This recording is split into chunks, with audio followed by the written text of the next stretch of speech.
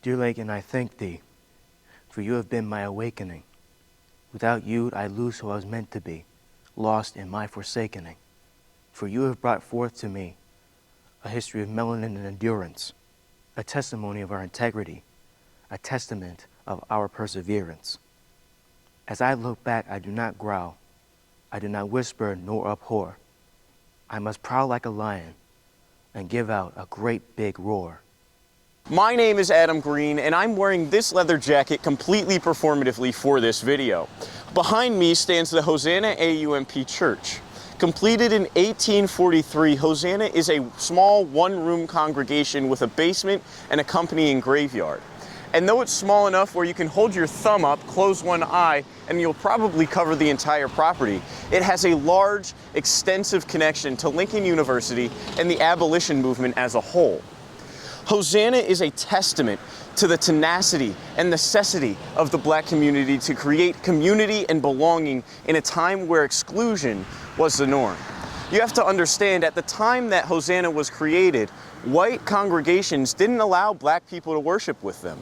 Even the Quakers, who are credited for many free slaves along the Underground Railroad, didn't allow us to worship with them. And if they did, we were far away from the congregation's eye. It is because of this that the AME was created, the AUMP was created. We needed to create a space to worship and create community at a time where we were not accepted. Hi, my name is Jabari Marungi. I am a junior here at Lincoln. I am studying English Liberal Arts, and I am from coastal Pennsylvania. Being a third year at Lincoln University, what are you thankful for here? I'm just thankful for all the friends I've made through the past 3 years, and I'm also thankful for all the history of black history from slavery to emancipation to black power, all those things. I'm just grateful for it. I'm grateful that I know there's people out there who feel the same way from generations to generation. So what organizations can you say that you're a part of? I'd say I'm a part of Dramatic Impulse, which is for theater. I'm from the trivia team. I go to all sorts of places and answer questions to expand my knowledge as well. And I'm part of a creative writing group called Rhymes of an Outcast, which is currently in development, but stay tuned for more updates. Can you kind of explain how these organizations might help you out for your future? So I feel like they could display my way of self-expression, like my way of being a part of black history as a whole. I feel self-expression is one of the many, many important things of human history in general, and it's a testimony of how we as black people have persevered throughout the years. We have to display our opinions and our emotions on, say, the world we lived in or used to live in. If you can you name any experiences that you've had on campus that have made you grow as an individual? I would say coming from a somewhat religious household, I'd say coming here and going to church and meeting with the church group, I feel grateful that I feel welcome, that I feel like I can change, become a better person than what I used to be before I came here. And I wouldn't say amend my ways, but trying to make better choices as I progress in life. Do you think that there's any resources on campus that you use to kind of facilitate that growth? I would say, for one, the writing center, which is how I improve on my writing. People giving me tips on what to do, what to write, what to scratch out, the works. And I would say counseling services, because I believe mental health is a very important aspect to take care of. You have to take care of your self-esteem, your well-being, because if you're not taking care of that, you're going to set yourself up for failure, and you're just going to be miserable for as long as it takes. being in these organizations, you've definitely met people that have helped you grow as an individual, whether they be, you know, friends or professors. Do you want to shout these people that have helped you out? So I would like to shout out Melchizedek, who is currently president of the Awake, which is High of Life. I like to shout out Malachi Jackson, Macy Deininger, how you pronounce it. I say those guys for being there for me and just sticking out, and because I'm the people that are most closest to, and I'm just thankful to be around their company. And for professors, I say shout out Professor Denson for giving me a more Afrocentric mindset as well. Professor Iowa, who is in the English department, I believe, and she's teaching a survey of African American lit. A shout out to her, and shout out to Dr. Marilyn Button for giving me for expanding my knowledge on literature and the English world as a whole. Going into your 4th year at Lincoln, what do you hope to see? I hope to see some people who feel the same way about me and some bright minds. I had to build new relationships as well with people who might feel lost, or basically anyone who's trying to find a purpose in life.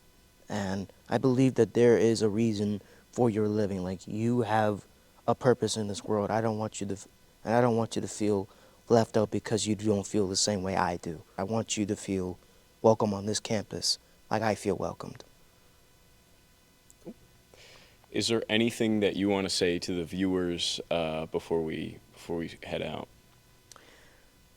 I'd say never be afraid to be yourself. No matter how much people try to peer pressure you or how different you may seem to other people, just don't be afraid to let that out, because if you try to be someone else, you're going to end up losing yourself as a whole. So don't be afraid to be different. Next to me is Charles William Cole. He's one of the closest people buried to the foundation of the Hosanna Church, which means absolutely nothing other than the fact that I have to squat down because I can't move my camera any farther back.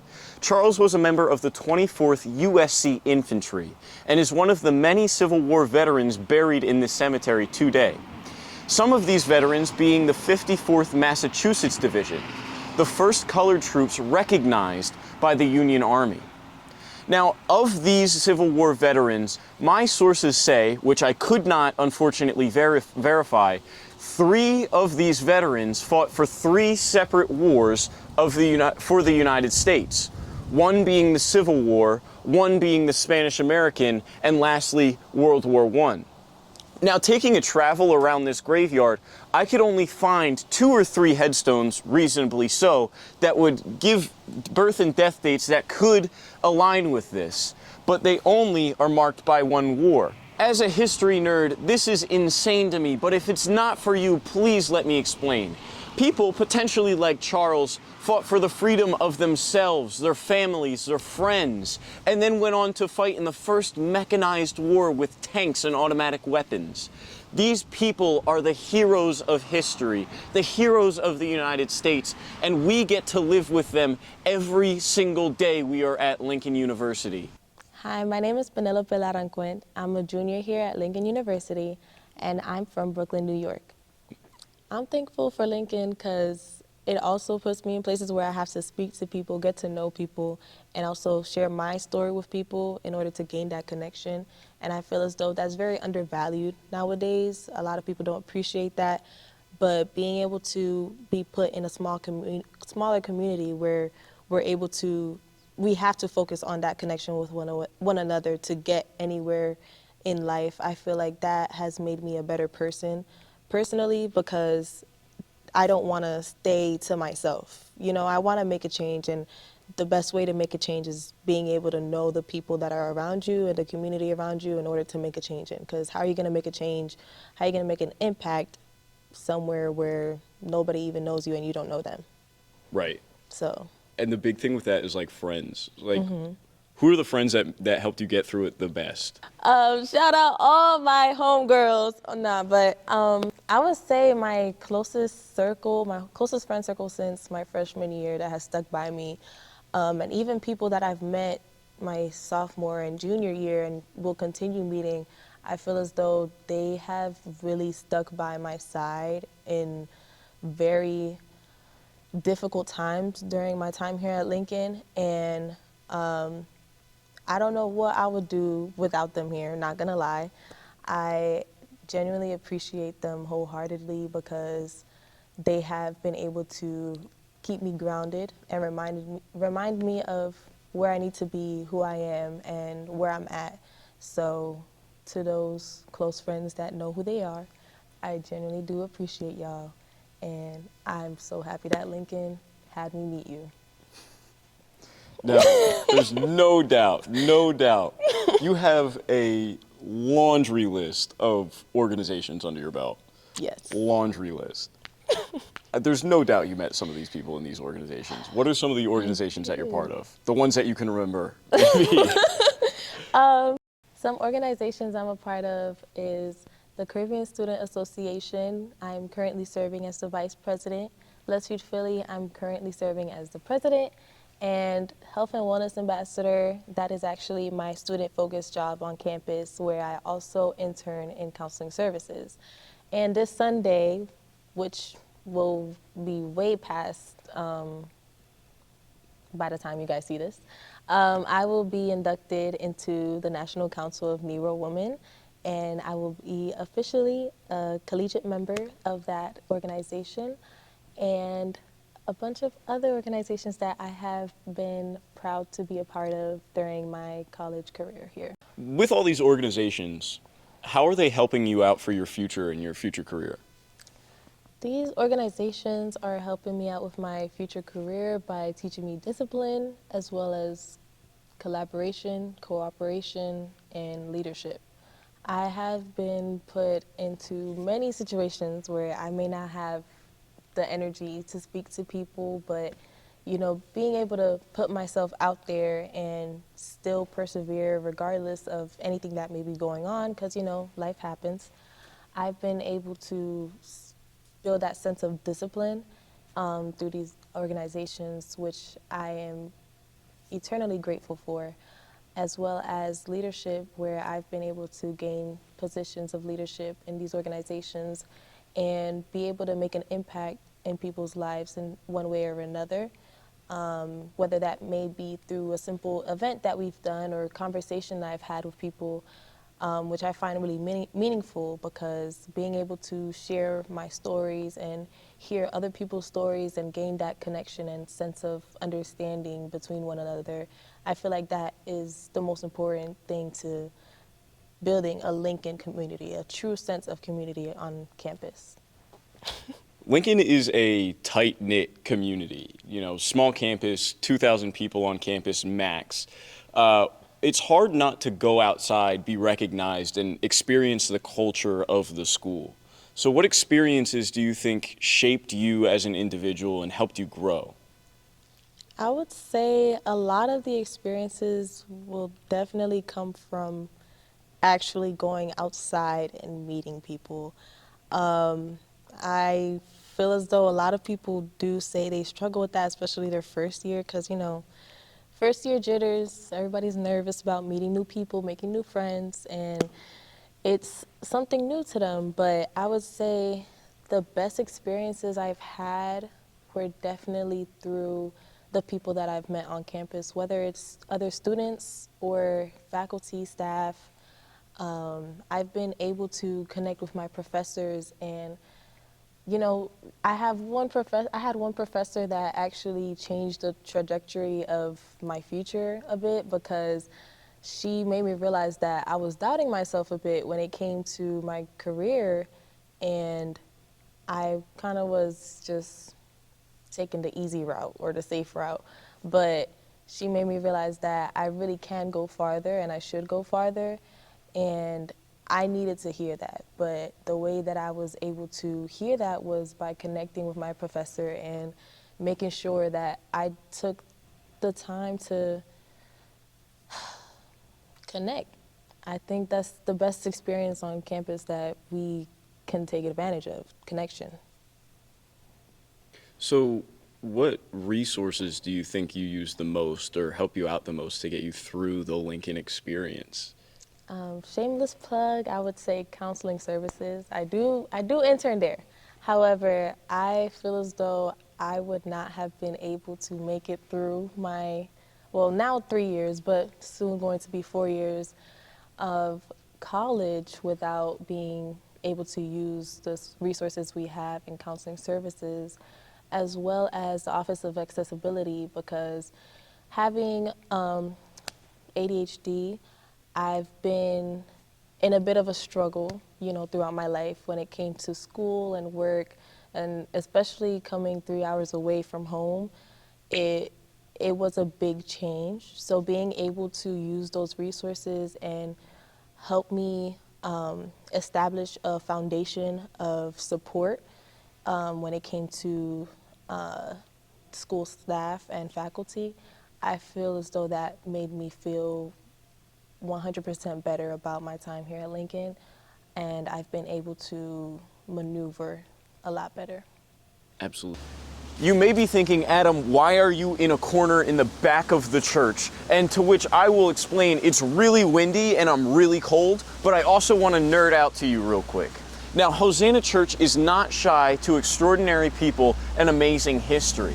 Like I said earlier in the video, Hosanna Church, under its small one-room congregation, has a small basement.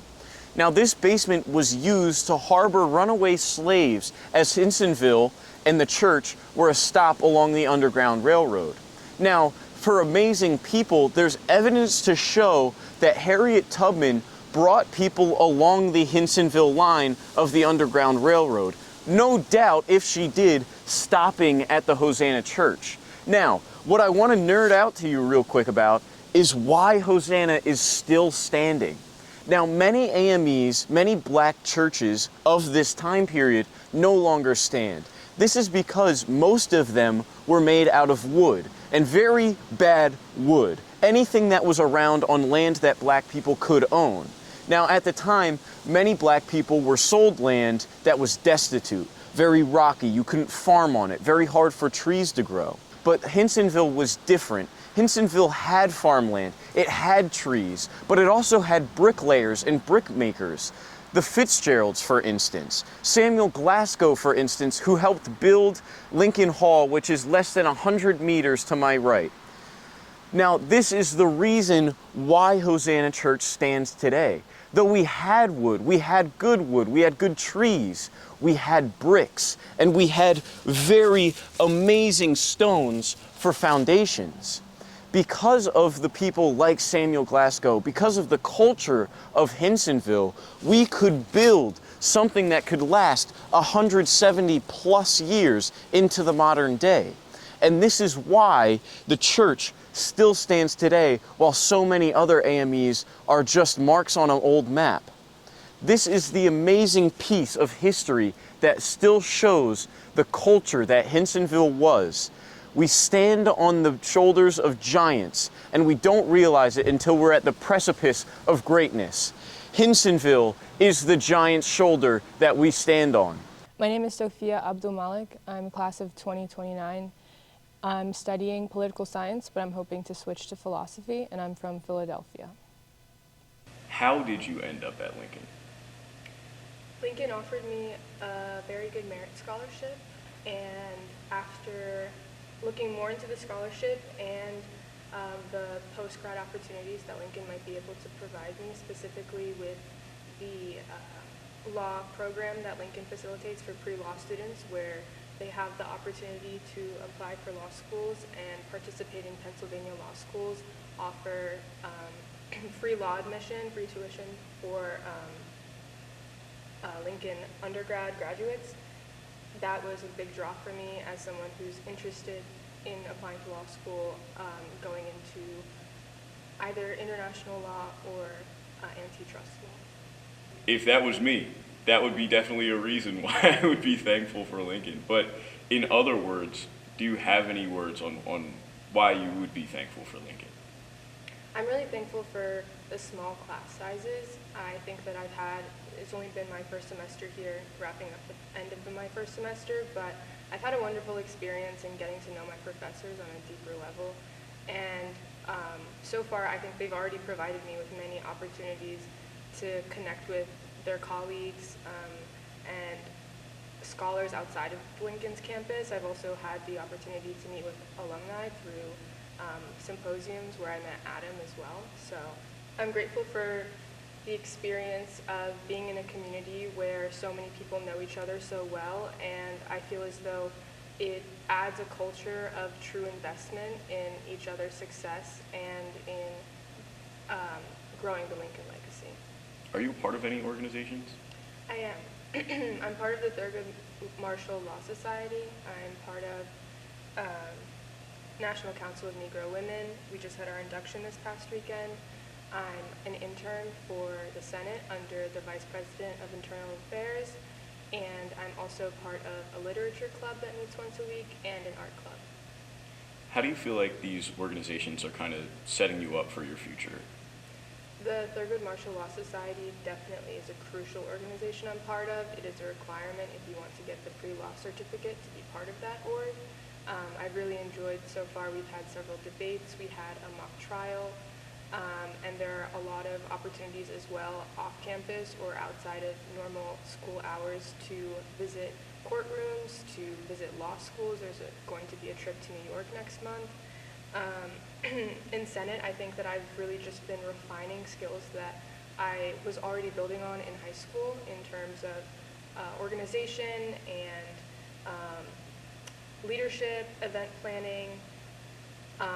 And then literature and art club are more of like unwinding activities for me, or they require less week-to-week or day-to-day effort. But I really find that I've met a lot of like-minded people in those clubs, and yeah. Lincoln University is a relatively small campus with around 2,000 people on campus at any given moment. It's really easy to go outside and run into somebody that you may know. How do you think this idea of community is affecting you individually? I think that it has been a little bit challenging as I grew up in the city in Philadelphia and then I moved to the suburbs, but I still consider myself to be a city person. And I've learned about myself that I do find comfort in large crowds or very densely populated areas. The smaller size of people on campus has been a positive thing, though challenging, because it forces me in a way to make sure that I'm nourishing and maintaining the relationships I have with the people around me. I think it can be easy when you're on a very large campus to kind of get lost, or in some ways it's easier to isolate yourself despite there being many people. But I think that because you will see so many of the same faces on a day-to-day basis here, you are encouraged and, like I said, in some ways forced, but I think it's a positive challenge to really make sure that in every aspect of your life, you are treating the people around you as critical parts of your life, but also thinking about how you are affecting their daily lives. What are some resources on campus, if any, that help you get through the challenges of being in college? One of the first resources that I think was really helpful to me was my CA, which is what we call them here, but I know many other schools use the term RA, but my CA hosted a meditation session, and that was a very good way for me to remember that although it was like a group session, it was a small group, that one session spurred me or encouraged me to start practicing mindfulness 5 to 10 minutes every day on my own in my dorm. In such a busy campus life or college environment, I think that I can get caught up, and sometimes when I have downtime, all I want to do is go on my phone or kind of mute the noise with more noise and more stimulation. And I think that it's really important, I mean, not to promote specifically meditation on like some whatever, but I think mindfulness is really helpful. And so that was a resource that I was really happy that campus was able to provide me with. Can you run us through the meaning of your poem? Sure. I wrote my poem in 2021 at a time when the Black Lives Matter movement had gained a lot of traction in the media following the death of George Floyd and numerous other unarmed Black people who were killed at the hands of police.